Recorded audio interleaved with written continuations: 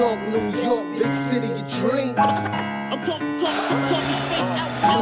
New York, big city of dreams.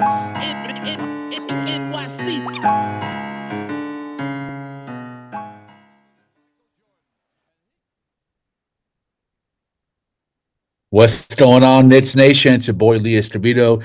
This is a Knick of Time show, giving you that Knicks talk just in the Knick of Time. This is going to be a wild stream, y'all. I want to start off the conversation talking about the concept of potential. And everyone here probably knows why I'm bringing this up is because we have a very special player on this current Knicks team in Tyler Kolek. This second round pick, I can't remember exactly where he was taken in the draft, but this second round pick is someone who possesses a very special skill set. And I think it's not just the scoring, it's not just the playmaking, it's not just the passing, it's the high IQ and the ice in his veins when the game is on the line. I have not seen a rookie with this level of moxie coming out of a second round in a really, really long time. I'm a little bit older than probably the average Knicks fan. I'm approaching 40, and I grew up in Dallas. And watching the Mavs when I was younger and seeing how that roster was constructed, that eventually around Dirk Nowitzki would win a championship. I remember when Steve Nash first emerged. This was after Nowitzki was drafted, and him and Nash were, I think they joined the team that the same season, like maybe the 2000 season or the 99 season. I can't remember which one. I was very young. And there were flashes with Nash where you could see not just his ability, but his desire to take over a game when it was tight down the stretch. And there were some times where he was on the bench. He didn't necessarily come out the gate being traded from Phoenix to Dallas as a starter. But once he got that starting spot, there were some really legendary battles between him and John Stockton in the playoffs, him and Mike Bibby in the playoffs that really culminized the run that would lead into the Dallas Mavericks becoming a true contender. And there's a lot of shades of Steve Nash in this kid, Tyler Kolek. I'm not going to sit here in front and act like he's someone that I watched in college. I did not. I wasn't watching him. I wasn't aware of him. I wasn't really too concerned about the Knicks drafting this year because I've been on the contender train. This is the second season now that I think the Knicks are contenders. So whoever we drafted wasn't really in my front of mind to be a major contributor moving forward. But the opportunities that have arisen with Kolek, being able to have it to play major minutes in the preseason because of the injury to Shamet and Thibodeau's decision to rest Deuce McBride, has really allowed for Knicks fans and I think the coaching staff to realize just how much of a potential rich gem they have in this kid. This kid, he does all the right things. I'm actually very shocked that we lost this game. And I would, if I had to pick a reason why we lost, I felt it's because Tibbs had Kolek take the ball out. I really think Kolek should have been a receiver on that end so that he could have caught the ball and made a decision whether to draw a foul or to take a three or to find a cutter or to pull it from a mid-range. Having him take the ball out left the decision-making in someone else's hands. And Hot Porty, of all the players you don't want being the catcher, your center, a rookie with not the best hands, is probably your last option. So I think that was a mistake by Tibbs and just a mistake by the players and how they assembled on that inbounds play. But I think if Kolek would have caught the rock, we would have won the game. The kid just has real ice in his veins. And as I mentioned last time when I was hosting, he has the perfect avatars of leadership and defense and clutchness and two guys that have dug deep in themselves, but both limited.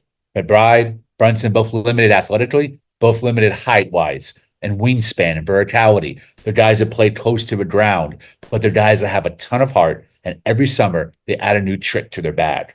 And I think Kolek, learning from those two guys who possess skill sets that he has deficiencies in. We're talking about right now, drawing fouls. We're talking about playing defense, keeping your man in front of you, anticipating with how the defense is going to shift and evolve around you as a play is developing. he has two of the perfect guys to do that. McBride has become a bulldog getting to the hoop. He's also become a really steady three-point shooter. He's starting to evolve a little bit into a movement shooter. All those things can be added to Tyler Kolek's game. And when that happens, I think he's going to be I think within 2 seasons, we're going to see a Tyler Kolek on the Knicks, the same thing as Steve Nash was on the Mavs. Now, I'm saying this not to be hyperbolic, because I know if you think about Nash and his Suns, he was a two-time MVP.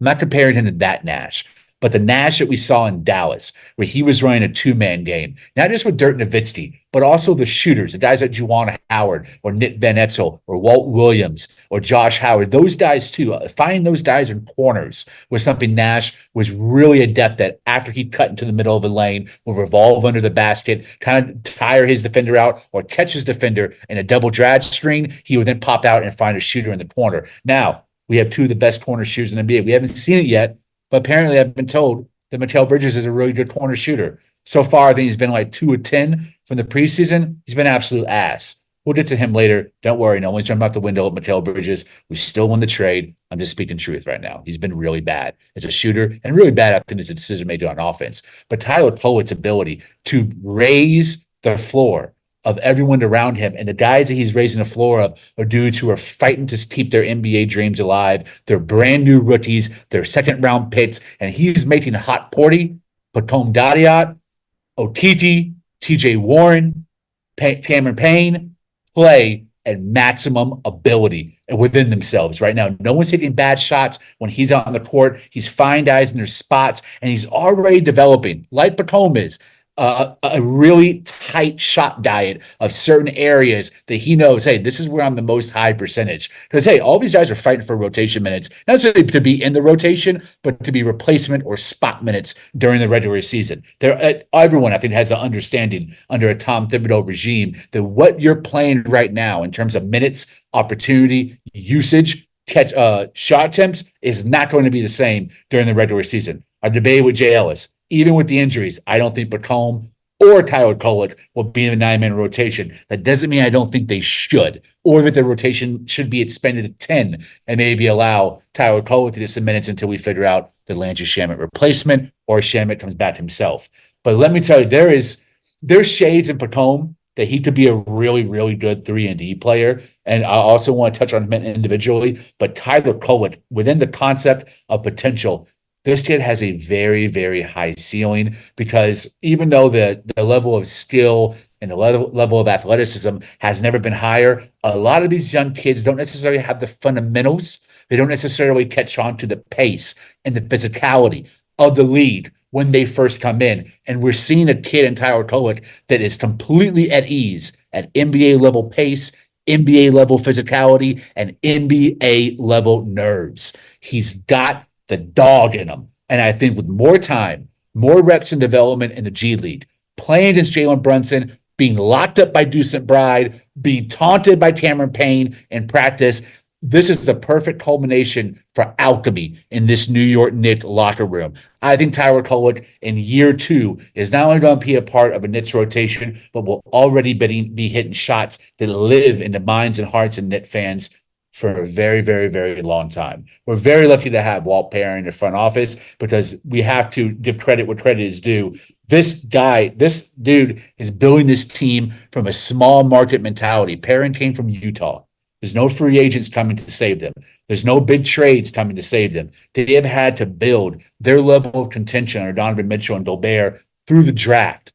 And this guy was able to find gems to build the ancillary pieces, these tertiary and fourth level options on playoff time to step up and develop around those two stars. And he's doing the same thing in New York. He's finding guys with high character, high IQ that are ready for the moment, the physicality, and the pace of the NBA. My hat's off to Walt Perrin, man. My boy deserves a raise. Not sure how much you're getting paid, but whatever it is, Leon, you need to double it, because this guy has given us a cachet to build upon when guys start getting to the tail end of their prime, so we can keep this championship train running for the next 3, 4, 5, 6 years from now. Not saying we're going to be winning championships every year, but we should be in the conversation if guys continue to develop where they already are starting from.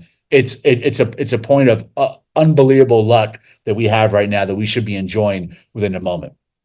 Let's move on. Appreciate y'all joining us tonight, man. You could be anywhere. You're here with us.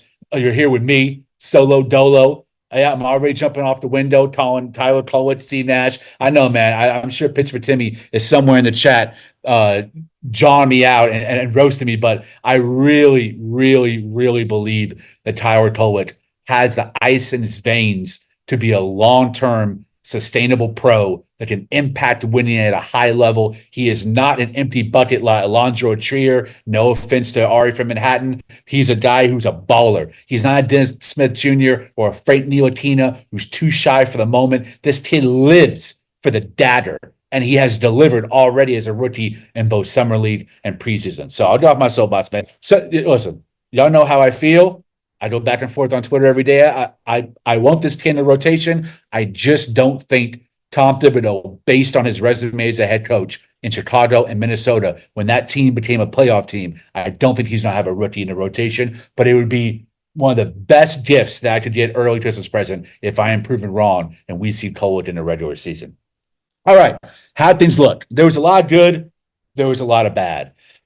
Oh man, but the defense. For some reason, it was very surprising to see Tom Thibodeau come out early with the zone.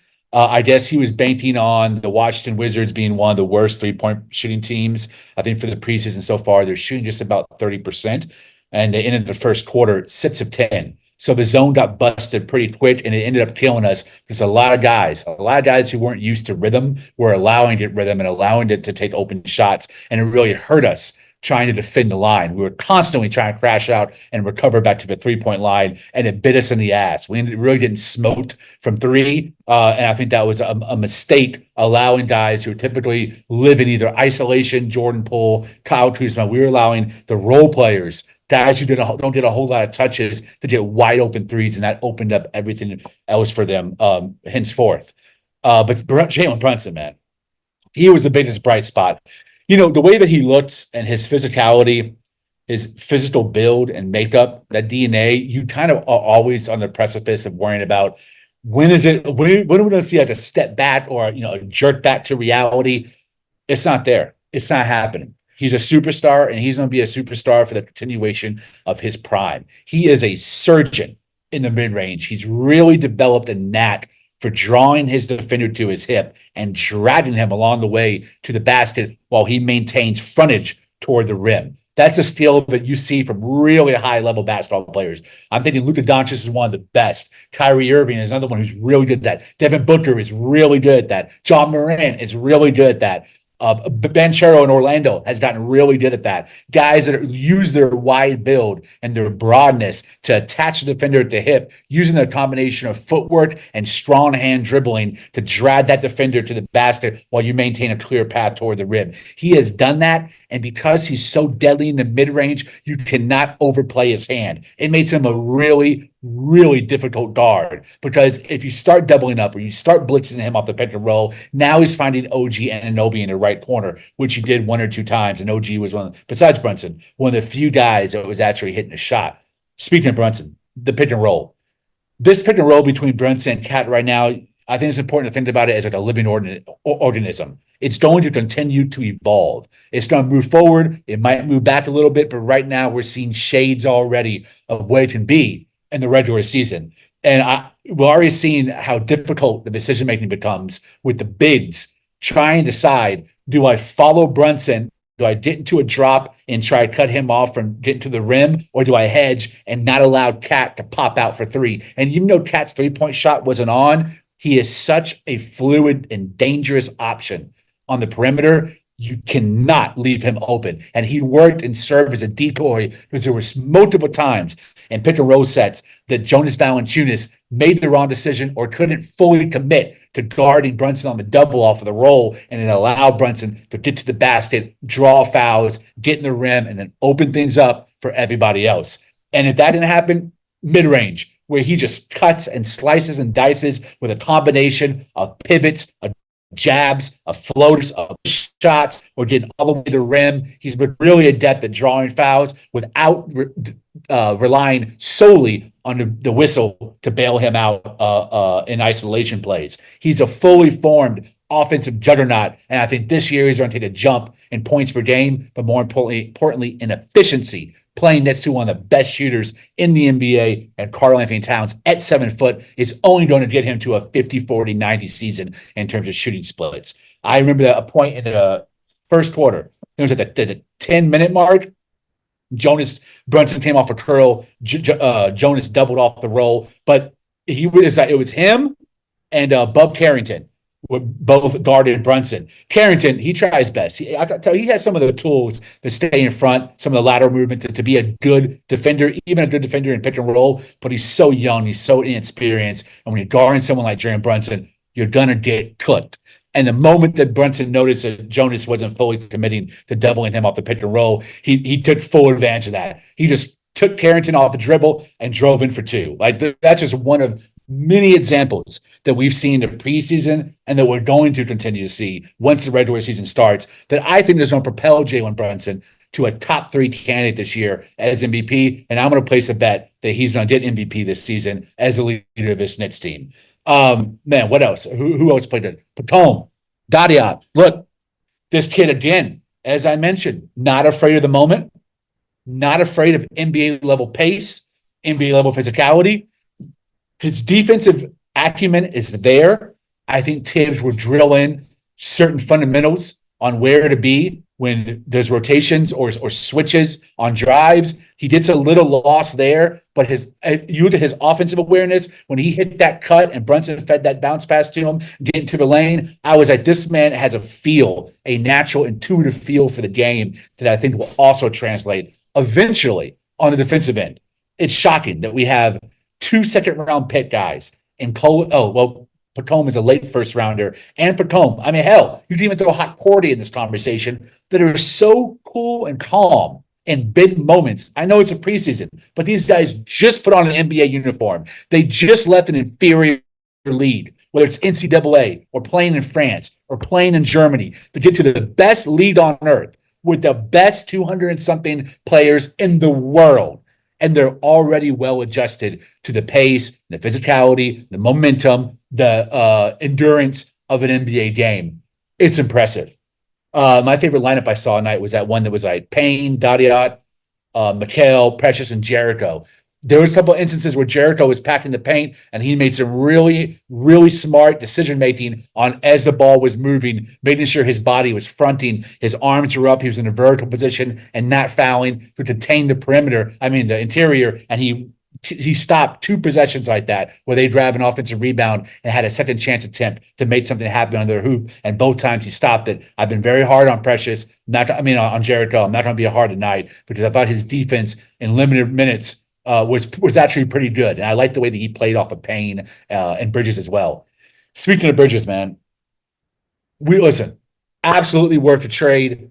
5 first-round picks. In reality, maybe 1, definitely 1, maybe 2 might end up being questionable down the line, like Brunson's 33, 34. Maybe it could be a late lottery or an early teens. I don't think so, but that 2031 or 2030, that could be a big pick, right? The 5th one was, I believe it was the Milwaukee pick. That is of no consequence. But really, we invested and mortgaged our near future for Bridges to be the missing piece of this team on the perimeter, to pair with OG to cause havoc on ball, off ball, guarding the point of attack, guarding the center, guarding the wings. This is a team built to beat Boston in the Eastern Conference Finals. And Bridges has looked fairly good on defense, but it's on offense that he's been absolutely ass. And not just a 2 or 10 from 3 shooting. It's the hesitancy. It's the bad shot taking. He's not taking shots in the rhythm of the game like he did in Phoenix. He's still trying to figure out where he fits in the pecking order of this team. And in my opinion, it's behind Cat. I think Cat's ability to play make really puts him in that second cog right now. Obviously, Brunson's first, but I think Bridges really needs to understand the majority of his shots are going to be in catch-and-shoot opportunities, and when he catches it, he cannot defer. He has to take the shot, because if a teammate is passing to him early in a play, that means the play is successful up to that moment in real time, and that shot is one that's tailor-made for him. That's where he's supposed to be in the route. So stay there, catch it, and shoot it. But often we see him once the play gets broken up because of his indecisiveness. The moment he catches it back or the moment he decides to go into ISO mode, he's taking very low percentage, very difficult shots that are really outside of his range and outside of his skill set. Really, the one movement in ISO I trust him the most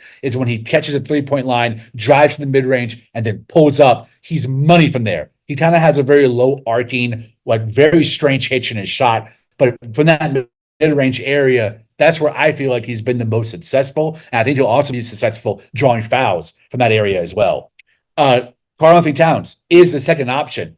This guy, some guys like Brunson, and let me try to think of some other dudes who are very technically sound. Jaylen Brown, Dame Lillard. These are guys who have put a lot of time and effort into their craft to get elite in 2 to 3 or 4 different areas of a game. Cat is someone who is so naturally gifted. He's also very gifted in his intuition and fluidity on the court. He's a natural athlete. He's not the most toned or the fastest, but he moves so fluidly on the court, and his size gives him advantage because he really plays at a wing. He plays at a 2 or a 3 in a 7-footer's body, and that allows him to do a lot of interesting, creative things upon the catch, where he can play make in a short roll, or he can decide to take his man off the dribble, or in 2 strides from the free throw line to the bucket, he can get 2 points. Those are unbelievably impressive things to have, because in the playoffs, when things tighten up, you need someone who's unafraid to make the play happen, but also unafraid to give the guy the ball and say, I need you to go out there and get me 2 points. And he can do it on or off ball. And I think Dadia is going to learn a lot from him. So is Hot Porty. Both these kids seem to develop from game to game, to take things from their teammates into their own arsenal, to add to their game, whether it be on offense or defense. And I think Cat is going to be a great mentor and someone to watch his game for all the rookies that we have on this team, whether to play alongside him or to play like him. OG, incredible. Right now, I think he's probably been my favorite starter just because of the defensive havoc that he's raised, whether in tandem with Bridges or in tandem with Hart, playing the passing lanes, or just his ferocious on-ball defense, refusing to give up on plays when the guard is bringing, from the moment the guard takes the ball out on the defense on the opponent's side or bring the ball up, he is hawking to a really high degree, where a lot of these guys do not have a confidence to retain their dribble when he is on ball with them. They're either giving up quick and that's causing turnovers, or we're getting it stolen, or we're just getting overwhelmed by OG's size and his strength and his mobility far past the perimeter. He is worth every penny that we paid him, because he truly is the glue and the foundation of our defense. Now that Hartenstein is gone and Robinson's on the bench, really the defense begins and ends with OG Anunoby, and he is a generational talent on the defensive side. I think it should be very easy for him to be an all-defensive team after everything's said and done this season. And especially that third quarter when the Knicks won 29-22, OG was a huge part of forcing shots off turnovers, and really disrupting Washington's defense while the starters were still out there. He loves getting to the heads of a Kyle Kuzma's and a Jordan Poole and force him into really low percentage, really terrible isolation plays, and that just runs to the Knicks' advantage, because listen, you got him, and then whoever they pass it to, that player is being guarded by Bridges, the other guy's being guarded by Hart, and you got a huge giant in the middle and Karl-Anthony Towns. That's hard to beat. Like, I don't know how you maneuver around that or scheme for that. It's really incredible. Listen, no expectations in a preseason to win every game. Totally fine to lose one. It would suck a little bit how we lost one, but I really think that if Kolek would have been the receiver and not the one throwing the ball out of bounds, that would have been an opportunity for us to make the play with 7 or 8 seconds left and win the game. Unfortunately, that didn't happen. Good thing this game doesn't count either way, but it does count toward analyzing the moxie of what these rookies have and what kind of ice they have in their veins. And it's clear cut. Tyler Kolek is a future star. I'm jumping out the window. I think the kid is going to be very, very, very good. It's going to be a fun season, y'all. Like we not just have a championship caliber team. We have a team that's focused and developmental in terms of the future. Their ceiling is very high and the future is very bright. Let's do some shout outs to a chat, man. I'll give a shout out to my main man, Fritz Alexander. Make sure you check out the NBA Economy Show.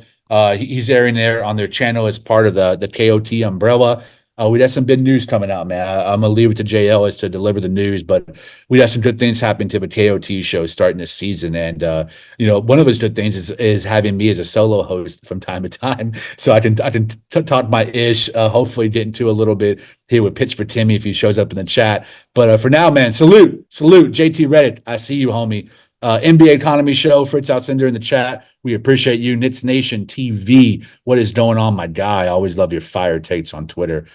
East Blue Drew says, should have passed the Pacome. Hey, I don't disagree with that. If anything, definitely should not have been Ariel Hotporty on the catch. Knicks Nation TV, true. Kolek should have been a receiver. Agreed, man. I mean, it's you live and you learn, right? At least this was a preseason game and not a regular season game against a really awesome opponent like Philly or Boston.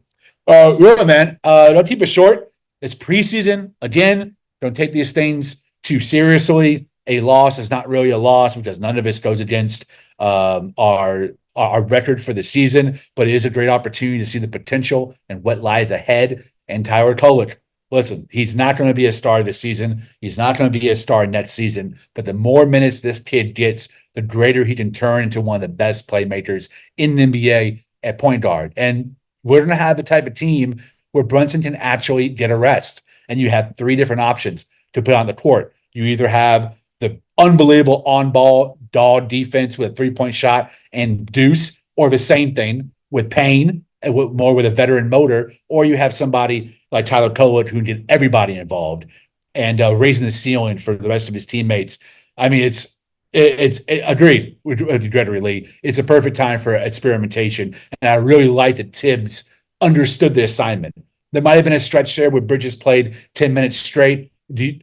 Does that make you a little nervous about injuries? Sure. Precious got injured. That's no fault of Tibbs or any type of overexertion with minutes. These injuries happen in the course of a game. None of this is worth overreacting to, except in the context for what it means 2 or 3 years down the line. And in that case, there's a lot to be happy about, man. Look, much love to y'all. I have been reading a lot of books recently in the last couple of weeks since KOT has kind of been on pause. And I'm going to today recommend They Can't Kill Us Until They Kill Us. This book right here is a gripping catalog of essays on race, on class, on living in the suburbs, on living in small towns across America. And it's a very bold account of a first-generation American by the name of Hamif Abdurraqib. And he writes for many publications. I think he's written for Vice. He's written for, I believe, The Guardian as well. And this is his first collection of essays. They're just on what it's like to be a cultural critic and writer in Ohio and growing up Black in the punk scene and developing his chops as a writer, writing about punk music and metal music, but also the hip hop scene and the poetry scene. He covers everything from Carly Rae Jepsen to Bruce Springsteen to Migos. It's a really good collection of essays on what it means to be American and what it means to be American from a first-generation writer and cultural critic. And he's got a really bold, interesting voice that is very hard to put down once you start it. And each piece, even though it's something that he's writing about, might not be your cup of tea, at least the way that he constructs sentences and creates a real kinetic energy behind his prose will keep you engaged throughout the course of his 5 800-word essays on a variety of pop culture topics from a very unique point of view. Yeah, man, that's it. Again, not much to talk about. It is a preseason game that we lost, but we will be back next Tuesday for the Boston game. I see you, Fritz. Prediction, I think it's going to be a low-scoring affair. I think we probably continue to struggle from 3 up and through the beginning start of a season. It's going to take us maybe 4 or 5 games to find our rhythm from beyond the arc. So I'm going to guess 99 to 103 Knicks win. I think we go in there and embarrass them on their ring ceremony night, and we steal that one from Boston and also punch them in the mouth and let them know that the Knicks are going to be their biggest obstacle to repeating. and that we were probably going to be the team to challenge him for the crown of not just the Eastern Conference, but also the NBA. Yeah, I think it's a very close game, though. No blowouts, but as long as Jalen Brunson is on the floor, I cannot see us losing that game. Yeah, let's hope that Precious has a very minimal injury and isn't out for long. I think he just got kicked in the nuts. It happens. He should be probably pretty good. He'll have a couple of days, like 3 or 4 days until the home opener. So, hey, man, we'd have Tom Dadia in a bad too if we need to break glass and put in the rookie. He obviously is not scared to shoot that thing, and he plays pretty solid team defense for someone who's only played 5 preseason NBA games. Man, it's been a ball. I appreciate y'all hanging out with me. JL should be batting next game. Ebony should be batting next game. She's watching the Liberty game tonight. I think Ryan should be back very soon as well. He's dealing with a personal matter. But we'll have the whole team rocking and rolling. We'll also have some really big news being announced in the next couple of podcast shows. So stay with us. It's a good year for KOT, but takeover is coming. Haters be damned. Listen, it is a mess out there in these Knicks YouTube streets. I'm Lee Escobedo. This is a KOT show. Peace, good love. See you later. New York, big city of dreams. New York, big city of dreams. NYC.